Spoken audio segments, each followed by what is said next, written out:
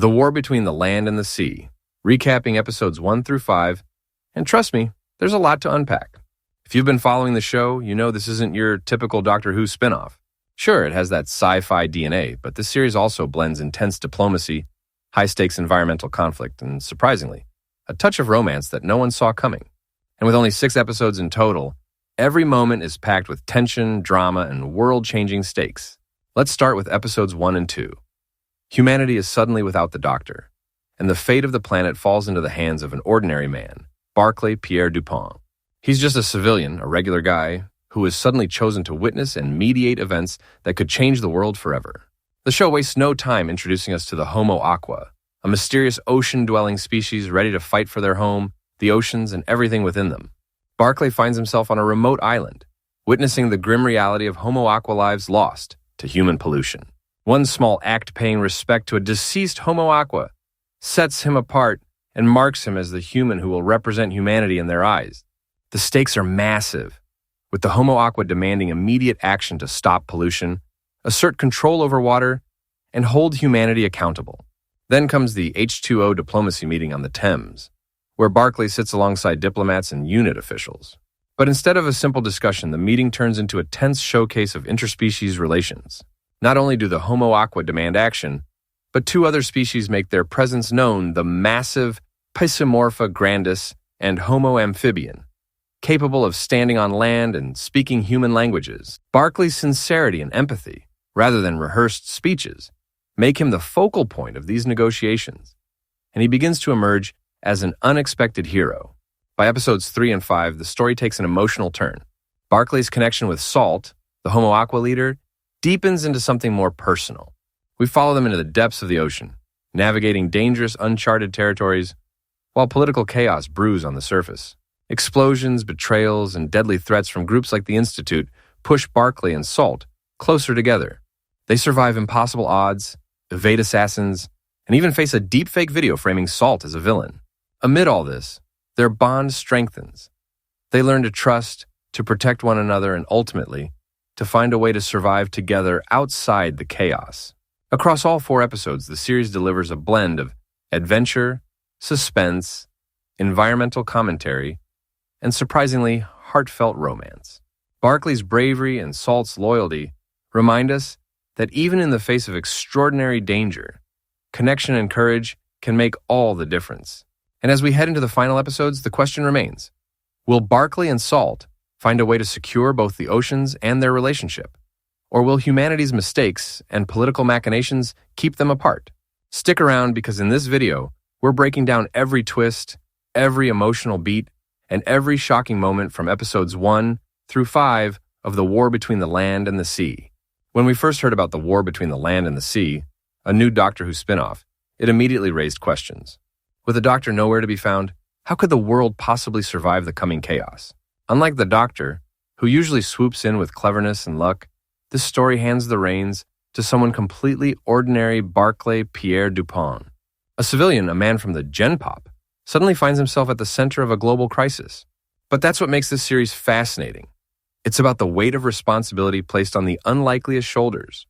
The show opens its first 2 episodes by introducing us to UNIT, the Unified Intelligence Task Force, and a world threatened not just by ordinary dangers, but by beings F. From the deep, the Homo Aqua. These creatures, long overlooked or underestimated by humanity, are ready to fight for the oceans and everything within them. In some ways, the series feels like a 2020s answer to Torchwood, bringing military intrigue, diplomatic tension, and environmental stakes into a sci-fi setting. Episode 1, an unlikely hero and a shocking encounter. Episode 1 starts on a seemingly ordinary fishing boat. A stray water bottle drifts in the waves, but suddenly chaos erupts. When the net is hauled in, a terrifying screech pierces the air. The crew, frightened and unsure, reacts instantly. They kill the creature without hesitation. It's a jarring introduction, showing both humanity's fear and its impulsive violence against the unknown. Meanwhile, Barclay's life is pulled into upheaval. Woken from his sleep, he must quickly get his daughter Kirby to her mother before heading to a top-secret military mission. The fact that Barclay is replacing someone else, a man named Roger, underscores his position as an ordinary man in extraordinary circumstances. He isn't supposed to be here, and yet Fate has thrust him into the center of it all. Aboard a private flight to a remote, nearly forgotten island, Barclay is decontaminated and led into a secure facility where the first real shock awaits: a deceased Homo aqua, strung up for inspection. It's immediately apparent that these creatures carry a pearl lodged in their throats, a signature feature of their species. While most of the team leaves after the grim display, Barclay pauses, paying his respects. A seemingly small act that will soon mark him for history. That night, the sea reclaims what is theirs. The dead Homo aqua disappears back into the ocean, but the humans aren't left untouched.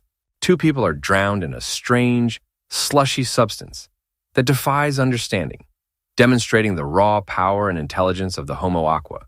This opening sets the stakes. Humanity is no longer in control, and the ocean is fighting back.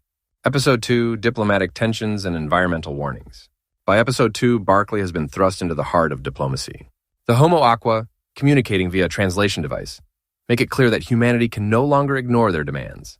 The general tries to negotiate peace, but the time for gentle diplomacy has passed. The message from the ocean is firm. Humans have already done enough damage, and now action is needed. The scene shifts to the banks of the River Thames, where a historic H2O diplomacy meeting is set to take place.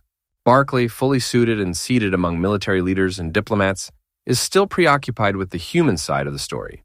His daughter and ex-wife, completely unaware of his whereabouts. The world may be watching this meeting, but Barclay's focus remains grounded in personal concern. Unit Commander Kate Lethbridge Stewart steps in, attempting to manage the tense situation. Surprisingly, the Homo aqua are not alone. 2 additional aquatic species make contact. The Pisomorpha grandis, a massive fish-like creature, and Homo amphibian, who can both stand on land and speak human languages. It's a dramatic reminder that humanity is only one part of a much larger ecosystem, and diplomacy must stretch beyond human norms. When the Homo aqua present their poisoned eggs victims of human oil spills and pollution, the room falls silent. Yet, it's Barclay, not the ambassador, whom they seek. Why? Because he showed respect to the dead, an act of genuine empathy that no formal diplomat could replicate. This small moment cements Barclay's role as a bridge between species, the climate crisis, and humanity's shortcomings. Episodes 1 and 2 aren't just thrilling. They carry a heavy message about environmental responsibility. The Homo aqua makes clear that humans have taken too much, polluted too much, and caused irreparable damage. During a critical meeting, Barclay must read from a teleprompter, but he refuses to stick strictly to the script. When Salt, the Homo aqua leader, requests that he drink contaminated water, Barclay hesitates. He then speaks from the heart, calling out humanity's failures rather than reciting prepared words. This bold move resonates with Salt, whose empathy and hive-minded connection to the other aquatic species allow her to gauge authenticity.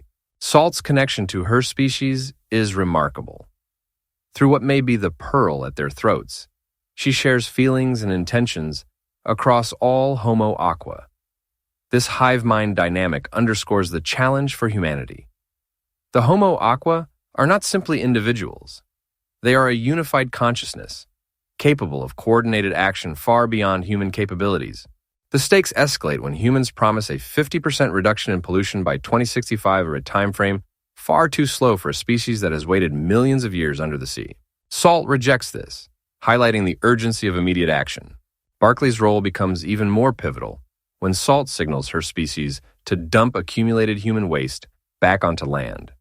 A surreal, visually striking reminder of the consequences of humanity's negligence. Barclay, humanity's voice and unexpected hero. Throughout these episodes, Barclay grows from a hesitant civilian into a figure of historic importance. He negotiates, hesitates, and occasionally goes off script, but his authenticity earns him the trust of species far more powerful than any human army. Salt even establishes an emotional connection with him, referring to him as the representative who understands the depth of their grievances. At the end of Episode 2, Salt lays down 3 clear conditions. All pollution of oceans and waterways must stop immediately. All water belongs to the Homo aqua, and humans must meet them in the deepest part of the ocean. A literal immersion into the Homo aqua world. Barclay's acceptance of these terms signals the beginning of a new era. Conclusion: a dramatic start and high stakes. The first two episodes of The War Between the Land and the Sea set a bold, thrilling tone. From shocking encounters at sea to tense diplomatic showdowns, the series combines classic Doctor Who adventure with urgent environmental commentary. Barclay, a civilian thrust into extraordinary circumstances, becomes the unexpected hero who must navigate human fear, political agendas, and the will of the ocean itself. With multiple species, high-stakes diplomacy, and humanity's environmental failures front and center, the series promises more excitement and tension in episodes to come. Viewers are left with one clear takeaway.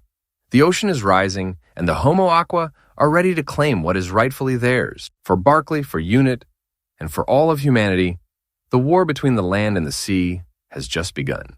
The War Between the Land and the Sea episodes 3 to 4. Recap: Will Barclay and Salt end up together? Episodes 3 and 4 of The War Between the Land and the Sea take a noticeable turn from the usual Doctor Who-style adventure into more personal, almost romantic territory. While the budding connection between Barclay and Salt adds depth to their characters, it also feels like it temporarily sidelines the bigger diplomatic crisis. Considering the show is only 6 episodes long, trying to juggle a high-stakes climate conflict and a slow-burn romance makes everything feel a little rushed and incomplete. Still, visually, the series shines. London's moody tones are stunning, and Gugu Mbatha-Raw continues to deliver as Salt, effortlessly combining strength and vulnerability. But let's dive into what happens in these 2 episodes. Episode 3 begins with Barclay arriving at Blackport, a naval base where he and a diverse team of military personnel, scientists, and diplomats are trained for deep-sea missions. These aren't ordinary dives. They're plunges into uncharted ocean territory. Barclay's unique role as humanity's representative allows him privileges others don't have, which puts him under immense pressure. His daughter Kirby voices the bleak truth. No matter what happens, lives will be lost, either from Homo Aqua retaliation or humanity's own mistakes. Behind closed doors, Barclay finally cracks, revealing stress and fear to his ex-wife, giving a rare glimpse into the man behind the hero persona. As the team descends into the ocean in a spherical submersible, tension rises. Ted, who's usually composed, begins to panic, especially while carrying a global diplomatic gift, a wooden globe, meant for Salt. Meanwhile, Kate faces the political chaos above water, trying to navigate international tensions, while the Prime Minister is being manipulated into supporting a new plan called Severance, a scheme that promises solutions, but conceals ulterior motives. Once deep underwater, Barclay finds himself in a membraned, cocoon-like environment, surprisingly suited to human life. Salt appears, asking him to trust her, and in a bold move, he removes his helmet, discovering he can breathe freely. Their connection deepens. There's an unspoken understanding, almost telepathic, between them. Salt can even sense Barclay's thoughts, a side effect of humans being too loud in their minds. The tension escalates when Ted reveals that the so-called diplomatic gift is actually a weapon intended to eliminate Sea Devil's declaration of war. Barclay instinctively saves Salt, and they escape together, but tragedy strikes. Everyone else, including Austin Pierce, dies. And back on land, Kate narrowly survives an assassination attempt, while her love Ibrahim is killed. Episode 4 picks up with Barclay and Salt escaping the ocean, their bond now unmistakably romantic. Kate, coordinating UNIT from the surface, works tirelessly to maintain order, as political and corporate actors try to manipulate the crisis. A deepfake video circulates, falsely showing Salt threatening humanity, adding public confusion and painting her as a fugitive. Meanwhile, the true antagonists emerge. A group of billionaires calling themselves the Institute, intent on eradicating the Homo Aqua entirely. Barclay takes bold action, stealing the truck Salt is trapped in and jumping in after her, solidifying his role not just as a diplomat, but as her protector. Salt, now estranged from her species for saving Barclay, realizes she could end up isolated, like a soulless shark, if she returns to the ocean. Together, they plot to survive in North Wales, among lakes and waterfalls, where Salt can remain free, yet close to water. In a thrilling finale, the duo fakes villainy, Barclay contacts Kirby for help, and a tense standoff with soldiers ensues. Salt's sonic screech creates enough chaos for her escape, and Barclay's heartfelt promise to never let her swim alone underscores the emotional core of these episodes.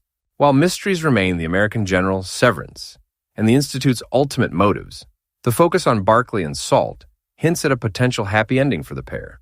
Episodes 3 and 4 balance romance, suspense, and high-stakes diplomacy, setting the stage for a thrilling continuation. Barclay's bravery, Salt's loyalty, and their growing connection give viewers hope that love and heroism can coexist, even amid chaos. Across all 4 episodes, the series delivers a blend of adventure, suspense, environmental commentary, and surprisingly heartfelt romance. Barclay's bravery and Salt's loyalty remind us that even in the face of extraordinary danger, connection and courage can make all the difference. And here's a hint about what's coming next. Episode 5 promises to up the stakes even further. We'll see Barclay and Salt face decisions in real time. Yes, IRT, that could reshape not just their own survival, but the fate of the oceans themselves. Secrets are bubbling to the surface, alliances will be, and the most devastating line of the series is still coming. We accept because we are terrified of you. Humanity offers a haven, protection in the Mariana Trench. Salt accepts, but only if it's called a hunting ground. She forces humans to look at themselves, to see what they are capable of. We will accept, she says, because we are terrified of you. That line doesn't just end the war. It condemns humanity. Why the doctor never came? As the diplomacy chamber cracks, Kate explains the doctor's absence. He saves the human race, he once told her. He doesn't shape it. And maybe this time, humanity didn't need saving. It's a powerful justification, but also deeply uncomfortable, because innocent lives were lost, and the doctor knew. Which raises the most disturbing question of all. When is intervention a moral failure? Accord finally fulfilled. Kate receives a call from Barclay's doctor. His brain chemistry has changed. She takes him to the sea. Salt appears. Barclay grows gills. They dive beneath the surface together. Accord isn't a treaty. It's transformation. It's survival through surrender. The final image, a broken guardian. The episode ends with Kate threatening a runner for littering. Gun drawn. Control enforced. It's awkward. It's unsettling. And it's intentional. Kate survived the war, but she didn't come out whole. Final thoughts. We were the villains. The war between the land and the sea didn't end with triumph.